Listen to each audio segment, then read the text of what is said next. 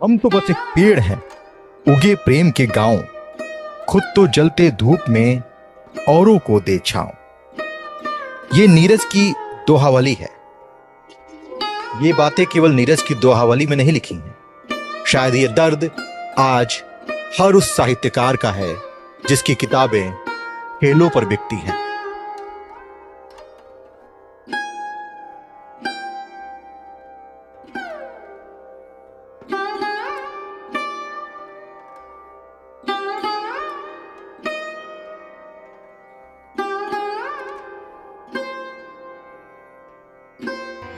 नमस्कार, मैं अभिनेंद्र। बिकती हुई पत्रकारिता की तस्वीर तो मंच पर ताज पहनकर बैठी हुई है, लेकिन क्या बिकते हुए साहित्यकारों को भी आपने देखा है? जी हां, अब साहित्य का सौदा किया जा रहा है। सौदा, पत्रकारिता का सौदा तो हो चुका। हर सोशल मीडिया प्लेटफॉर्म या तमाम जगह पर आपको नजर आ जाएगा कि किस तरह से पत्रकारिता बिक रही है। लेकिन अब साहित्य का सौदा हो रहा है। बड़े बड़े धन्ना सेठ साहित्य के नाम पर अपना प्रचार कर रहे हैं और बात निष्पक्षता की करते हैं, बात समाज के हित की करते हैं। लेकिन सवाल तो तब खड़ा हो जाता है कि जहां पर साहित्य का कार्यक्रम होता है वहीं के लोग बड़े बड़े और गंभीर आरोप लगाना शुरू कर दें। कुछ ऐसा ही हुआ है उत्तर प्रदेश के जनपद गाजीपुर में। गाजीपुर में साहित्यकारों के सम्मान में एक कार्यक्रम का आयोजन किया गया, गाजीपुर लिटरेचर फेस्टिवल। लेकिन उस कार्यक्रम में हुआ क्या? जो असल साहित्यकार हैं, जो वास्तविक साहित्यकार हैं, उनकी किताबें ठेलों पर नजर आई। यहां तक कि वहां के अखबारों ने इसे प्रमुखता से छापा है। कितना बड़ा आरोप है, कितने गंभीर सवाल हैं कि साहित्यकारों की किताबें ठेले पर और अंदर एसी में साहित्य का प्रचार किया जा रहा है। सवाल तो यही है कि यह प्रचार साहित्यकारों का था, साहित्य का था या खुद का था। दावा किया गया कि इस कार्यक्रम में करोड़ों रुपए खर्च किए गए। साहित्यकारों के सम्मान के लिए करोड़ों रुपए खर्च किए जा रहे हैं और उनकी किताबें ठेले पर पड़ी हुई हैं। कितने गंभीर आरोप हैं और कितने गंभीर सवाल हैं। गाजीपुर लिटरेचर फेस्टिवल में मंच पर शब्दों के सम्मान में गीत गाए जा रहे थे, वहीं बाहर ठेले पर किताबें सजाकर बेची जा रही थी, जैसे टमाटर और आलू। साहित्य का यह साहित्यिक के बाजार शायद आने वाले समय में शोध का विषय बनेगा कि आखिर साहित्य को ठेले तक कौन और क्यों पहुंचाया गया। कार्यक्रम के दौरान जब लोग अंदर वातानुकूलित हॉल में साहित्य की गरिमा पर भाषण सुन रहे थे, तभी बाहर स्थानीय लेखकों की रचनाएं धूप में तप रही थीं। डॉक्टर पीएन सिंह और डॉक्टर एमडी सिंह जैसे नामचीन साहित्यकारों की किताबें भी उन्हीं ठेलों पर सेल आइटम बनी पड़ी थी। यह दृश्य शायद उस विडंबना का प्रतीक था जहां किताबें अपनी जगह खो चुकी और दिखावे ने संवेदना को भी मंच से बाहर कर दिया। एक बात हमेशा याद रखनी चाहिए, जब जब कलम बिकेगी तब तब इस देश का अपमान होगा। कलम का तो अपमान होता ही होता है, उस समाज का भी अपमान होता है जो समाज कलम पर भरोसा करती है। साहित्य समाज का दर्पण होता है, जैसे पत्रकारिता समाज का दर्पण होती है। लेकिन आज के समय में पत्रकारिता का भी सौदा हो रहा है और साहित्य का भी सौदा हो रहा है। प्रचार केवल खुद का किया जा रहा है, साहित्य का नहीं, पत्रकारिता का नहीं, निष्पक्षता का नहीं। हर तरफ स्वार्थ है, हर तरफ धन है, हर तरफ लोभ है। और गाजीपुर का यह लिटरेचर कार्यक्रम इस बात का जीता जागता सबूत है कि लोगों ने इस धन्ना सेठ को नकार दिया उसकी सोच को, जिसमें केवल और केवल प्रचार था, केवल पैसे का प्रचार था, अपने रसूख का प्रचार था। साहित्य का सम्मान नहीं था। अगर साहित्य का सम्मान होता तो उन साहित्यकारों को सम्मान मिलता जिनकी किताबें बाहर धूप में ठेले पर तप रही थी और ऐसे ऐसे धन्ना सेठ और ऐसे ऐसे लोग मंचों पर अपने सम्मान का इंतजार कर रहे थे। गजब का जवाब दिया गाजीपुर की जनता ने भी। ऐसे धन्ना सेठों को गाजीपुर की जनता ने भाव दिया ही नहीं और शायद यही कारण रहा कि गाजीपुर लिटरेचर कार्यक्रम में आम जनता की भीड़ पहुंची ही नहीं। भीड़ पहुंची किसकी? जो उस कार्यक्रम के हिस्सा थे। भीड़ पहुंची किसकी? जो मनोज सिन्हा के शुभचिंतक थे। मात्र एक जम्मू और कश्मीर के उपराज्यपाल, गाजीपुर के पूर्व सांसद, पूर्व केंद्रीय मंत्री मनोज सिन्हा जब वहां पहुंचते हैं तो वो साहित्यकारों का सम्मान भी करते हैं और उनके शुभचिंतक वहां भीड़ लगाकर इस कार्यक्रम का सम्मान करने की कोशिश भी करते हैं। लेकिन मनोज सिन्हा तो फिर वहां से चले जाते हैं और उनके जाते ही वहां फैल जाता है सन्नाटा और खुल जाती है इस कार्यक्रम की पोल। गाजीपुर लिटरेचर फेस्टिवल में गाजीपुर की राज्यसभा सांसद संगीता बलवंत भी पहुंची थी। वहीं जम्मू और कश्मीर के उपराज्यपाल मनोज सिन्हा भी पहुंचे। उन्होंने इस फेस्टिवल का उद्घाटन भी किया। मंच से उन्होंने कहा कि भारत न सिर्फ चौथी सबसे बड़ी आर्थिक शक्ति है, बल्कि सबसे बड़ी सांस्कृतिक और आध्यात्मिक शक्ति भी है। उन्होंने गाजीपुर के साहित्यकार राही मासूम रजा, विवेकी राय और कुबेर राय को याद करते हुए कहा कि साहित्य हमें हमारी जड़ों से जोड़ता है। हमारे संवाददाता प्रदीप शर्मा ने गाजीपुर लिटरेचर फेस्टिवल से ग्राउंड रिपोर्टिंग दिखाई और वहां का सूरत हाल बताया। इस आयोजन में मनोज सिन्हा के आगमन ने चार चांद लगा दिए। उनके सिर्फ आने की हनक से ही एक रौनक सी आ गई कि मनोज सिन्हा का आना इस गाजीपुर लिटरेचर फेस्टिवल में 2025 में एक जोश भर दिया। इस सबके लिए आवश्यक है कि समाज में साहित्य की परंपरा जीवंत रहे। उस जीवंतता की वजह से ही लेखक और चिंतक राष्ट्र के मूल्यों, उसके इतिहास और उसकी आकांक्षाओं को अभिव्यक्ति दे पाते हैं। मैं मानता हूँ भारत में आज एक ऐसा सकारात्मक वातावरण तैयार हुआ है जो लेखकों और चिंतकों को निश्चित रूप से प्रेरित करता है। तो बता दें कि करोड़ों रुपए इन्वेस्ट करके यह साहित्यकारों के सम्मान में एक आयोजन किया गया और इस आयोजन में यहाँ के जो लोकल साहित्यकार हैं वो कुछ नाराज भी हुए, क्योंकि उन्हें और उनके साहित्य को ठेले पर रख दिया गया। यही नहीं, इस आयोजन से मनोज सिन्हा के जाते ही यह पूरा आयोजन धरातल पर आ गया, या अपने यूं कहे कि यह पूरा आयोजन अपने असली औकात पर आ गया। जो भीड़ होनी चाहिए थी वो सिर्फ मनोज सिन्हा के समर्थकों से ही भीड़ भरी पड़ी थी, कि जिससे गाजीपुर लिटरेचर फेस्टिवल 2025 अपने पूरे रंगत में आ गया था। लेकिन उनके जाते ही यह सारा फेस्टिवल अपने असली रूप में आ गया। इस साहित्य मेले में बहुत सारे साहित्यकारों ने अपनी अपनी किताबों का विमोचन भी किया। बहुत सारे ऐसे साहित्यकार हैं जिन्होंने अपनी एक किताब की रचना में कम से कम 10 को लगाया है। उनमें से एक हमारे संजीव गुप्ता जी हैं। गाजीपुर से मैं प्रदीप शर्मा। प्रेम न जाति कुजाति के जाने, प्यास न धोबी घाट, भूख न जूठा भात के जाने, नींद न टूटी खाट। यह भोजपुरी कहावत है जो संजीव कुमार गुप्त की किताब में लिखा हुआ है। मेरा नाम संजीव गुप्ता, मैं संस्थापक हूँ उत्थान फाउंडेशन बैपुर देवकली और एलिगेंट अप्लायंसेस का।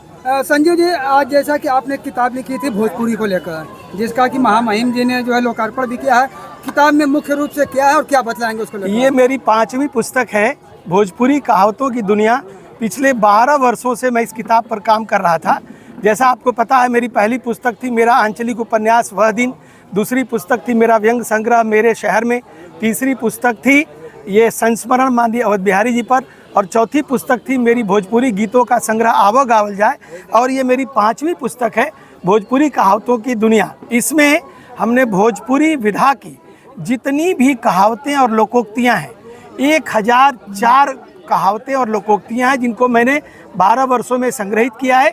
प्रथम खंड में उन कहावतों मुहावरों का भावार्थ है और द्वितीय खंड में ऐसी 111 कहावतों पर समसामयिक लेख हैं। और इस पुस्तक का आज विमोचन जो है माननीय मनोज सिन्हा जी, जो मेरे मार्गदर्शक हैं, मेरे प्रेरक हैं, विकास पुरुष हैं, और उनके हाथों हुआ गाजीपुर लिटरेचर फेस्टिवल में, जिसका आयोजन भारत डायलॉग्स ने और साहित्य चेतना समाज की टीम ने किया। मैं भारत डायलॉग्स, साहित्य चेतना समाज परिवार और गाजीपुर के लोगों के प्रति बहुत धन्यवाद। पोल केवल इस कार्यक्रम की उस भीड़ हटने से नहीं खुलती है, इस कार्यक्रम के संचालकों के ऊपर गंभीर आरोप भी लगते हैं। आरोप कौन लगाता है, यह भी बड़ा सवाल है। आरोप भी आम जनता ही लगा रही है, वो भी सोशल मीडिया पर। देखिए क्या कहा आम जनता ने। मैं संजय कुमार राय, मंटू, प्रधान, गाजीपुर,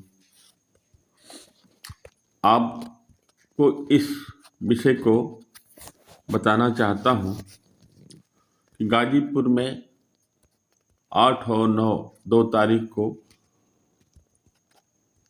लिटरेचर फेस्टिवल के नाम से एक कार्यक्रम हो रहा था, जिसकी तैयारी हम सभी लोग मिलकर किए थे। उस कार्यक्रम के मुख्य अतिथि आदरणीय उपराज्यपाल महोदय मनोज सिन्हा जी थे। उनकी उद्घाटन कार्यक्रम और मेले के उद्घाटन के बाद हम लोग पुनः नंद रेजेंसी में जब गए, वहाँ कार्यक्रम चल रहे थे। इसी बीच जहाँ खाने की व्यवस्था थी सभी लोगों की, जो जैसा कि बताया गया था, हम एक अतिथि को लेकर अंदर गए और उस अतिथि को खाने के लिए हमने कहा कि आप खाइए। अतिथि ने भी हमसे कहा नहीं, साथ खा लिया जाए, प्लेट हमको दे दिया। और प्लेट अभी लेते ही पूजा परिवंदा जो उस कार्यक्रम में एक मुख्य रूप से शामिल थी, मुझे उम्मीद है कि जब पहली बार वो आई थी गाजीपुर, तो मैं और मेरे मित्र संजीव गुप्ता ही हम लोग गए थे उनको बाबतपुर एयरपोर्ट से उनको लाने के लिए। वह आई और मेरे प्लेट को उन्होंने पकड़ा और पूछा कि आप कौन हैं, इसमें कैसे आ गए। तो मैंने कहा कि अरे मुझे पहचानिए। उन्होंने कहा नहीं पहचानिए, सब मत बात करिए, आप बताइए कौन है। हमने कहा कि अब तो यह बताना मुश्किल है कि मैं कौन हूँ। लेकिन उस महिला ने ऐसी बातें, ऐसी असंस्कारिक बातें किया और मेरे हाथ से प्लेट छीन लिया। मैं अपने लोकलाज को देखते हुए और तुरंत मैं उस हाल से निकल गया और मुझे बहुत गिलानी हुई कि ऐसे कार्यक्रमों की तैयारी में मैं क्यों लगा रहा है। आप सभी मित्र दोस्त वहाँ सभी लोग उपस्थित थे, देख रहे थे, लेकिन मुझे रोके, लेकिन मैं रुका नहीं, मैं सीधे घर चला आया और पुनः फिर उस कार्यक्रम में मैं नहीं गया। ऐसे लुटेरों का कार्यक्रम जो गाजीपुर के पैसे को, सरकार के पैसे को, तमाम जगहों से लाए पैसों को लूटकर और गाजीपुर के लोगों को बेवकूफ़ बना रहे हैं, ऐसे लोगों पर मैं आप सभी लोगों से यही चाहूँगा कि कुछ सख्त कार्रवाई कराने की कृपा करें। आप सभी मित्रों, पत्रकार भाइयों, सबको मैं सादर प्रणाम करता हूँ। साहित्य की परिभाषा और साहित्य का महत्व एक साहित्यकार ही समझ सकता है, जिस तरह पत्रकारिता की परिभाषा और पत्रकारिता का महत्व एक पत्रकार ही समझ सकता है। लेकिन बड़ा सवाल यही है कि क्या आज साहित्य और पत्रकारिता की परिभाषा बदल गई है, या पत्रकारिता या साहित्य के नाम पर अब व्यापार शुरू हो चुका है। अपने प्रचार के लिए, अपने व्यापार को बढ़ावा देने के लिए, धन संचय करने के लिए साहित्य का सहारा लिया जा रहा है। बड़े बड़े साहित्यकारों की किताबें ठेले पर रखी जा रही हैं और जिनका साहित्य से दूर दूर तक नाता नहीं है, वो मंचों पर नजर आ रहे हैं। क्या आज की सच्चाई यही है? उत्तर प्रदेश के जनपद गाजीपुर की इस तस्वीर ने चौंका दिया है, और चौंकाए क्यों ना। कार्यक्रम साहित्य का था और किताबें ठेलों पर नजर आ रही थी। मंच पर चल रहा था प्रचार किसका? बड़े बड़े धन्ना सेठों का। और शायद उसी प्रचार के लिए गाजीपुर में इस तरह के कार्यक्रम का आयोजन किया गया।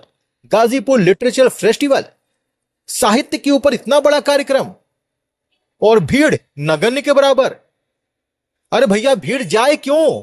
जब आप साहित्यकारों की किताबों को ठेलों पर रखोगे तो भीड़ उन किताबों का अपमान होता देखने के लिए जाएगी।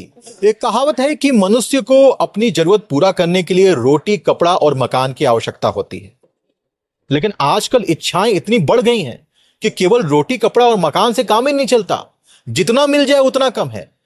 और इन्हीं इच्छाओं ने आज की सच्चाई को खत्म कर दिया है। साहित्य सच का एक साधन था। साहित्य समाज का आईना है। जैसे पत्रकारिता समाज का आईना है, उसी तरह साहित्य भी समाज का आईना है। लेकिन जब पत्रकारिता या साहित्य में पेशा घुस जाए, कॉर्पोरेट इन्वॉल्व हो जाए, तो उसका हाल क्या होता है? फिर वो सच नहीं रह जाता, फिर वो निष्पक्ष नहीं रह जाता, क्योंकि वहां पर बात तो धन की आती है, क्योंकि वहां पर बात तो व्यापार की होती है। गाजीपुर लिटरेचर कार्यक्रम में जिस तरह के आरोप लगे हैं, वो आरोप चिंताजनक है और कई गंभीर सवाल खड़े करते हैं। इतने बड़े आरोप कि आप भी चौंक जाएंगे। जी हां, सबसे बड़ा सवाल है कि क्या एक बार फिर गाजीपुर के साथ धोखा हुआ है? क्या एक बार फिर गाजीपुर की जनता को बेवकूफ बनाने की कोशिश की गई है? क्या एक बार फिर धन का प्रचार किया गया है? कहा जा रहा है कि गाजीपुर लिटरेचर कार्यक्रम में लाखों रुपए खर्च किए गए। कुछ लोगों का दावा है कि यह रकम करोड़ों तक है। जरा सोचिए, एक कार्यक्रम कराने के लिए जहां साहित्य का सम्मान करना है और करोड़ों रुपए खर्च किए जा रहे हैं, क्या वाकई ये रकम साहित्यकारों के सम्मान के लिए खर्च किए गए, या कुछ लोगों के प्रचार के लिए खर्च किए गए, या उन लोगों के प्रचार के लिए खर्च किए गए हैं जो बड़े बड़े जहाजों से वहां पहुंचे, जो बड़े बड़े होटलों में ठहरे? क्या उसके लिए इतना बड़ा रकम खर्च किया गया? और जो वास्तविक साहित्यकार हैं, जिनका सम्मान होता आया है, जिसको लेकर जनपद गाजीपुर हमेशा से गर्व महसूस करता रहा है, उनकी किताबें ठेलों पर लगी रहीं। अगर यह जानकारी मनोज सिन्हा को होती तो वो मंच से ही इसका विरोध कर देते। लेकिन समस्या यह है कि यह बात उन तक पहुंचाए कौन? क्योंकि मंच पर मौजूद लोग तो अपने प्रचार में लगे थे। उनका तो काम ही था कि किसी कार्यक्रम को टेक ओवर करो, पैसे के बल पर कार्यक्रम को खरीद लो और अपना प्रचार प्रसार करो। लेकिन नतीजा निकला शून्य। आज का जमाना हो भी चला है कुछ ऐसा कि पत्रकारिता को भी धन से खरीदा जा रहा है, साहित्य को भी धन से खरीदने की कोशिश की जा रही है। तो जरा सोचिए, समाज में ना सच्चे साहित्यकार बच जाएंगे, ना सच्चे पत्रकार। बड़े बड़े धन्ना सेठ बड़े बड़े चैनलों को खोलकर बैठे हैं और वहां पर पत्रकारों को मोटी तनख्वाह देकर जैसे मन चाहे वैसे खबरें चलवा लेते हैं। सच्ची खबरें क्या हैं, निष्पक्ष खबरें क्या हैं, जनता की असल समस्या क्या है, उस पर चर्चा होती ही नहीं। चर्चा तो उस पर होती है जिस पर वो धन्ना सेठ चाहता है। यही हाल साहित्यकारों का हो गया है। जो असल साहित्यकार हैं, जो वास्तविक साहित्यकार हैं, उनके सम्मान का क्या? सम्मान तो उनका हो रहा है जो मोटा धन अपने पॉकेट में लेकर मंच पर पहुंच रहे हैं। सम्मान तो उनका हो रहा है जिसे शायद साहित्य की परिभाषा भी ना पता हो। यह गंभीर सवाल है, ये बड़े सवाल हैं, ये बड़े आरोप हैं जिनका जवाब आना भी चाहिए। लेकिन उम्मीद कम है कि धन के शौकीन लोग इस पर ध्यान भी देंगे, क्योंकि वो तो अंधे हो चुके हैं। उन्हें हर तरफ केवल और केवल व्यापार नजर आता। ना देश का हित नजर आता है, ना समाज का हित नजर आता है। नजर आता है तो केवल स्वार्थ। कुछ तो शर्म करो। पत्रकारों को तो खरीद लिया, अब क्या साहित्यकारों को भी खरीदना चाहते हैं? बहुत बहुत धन्यवाद।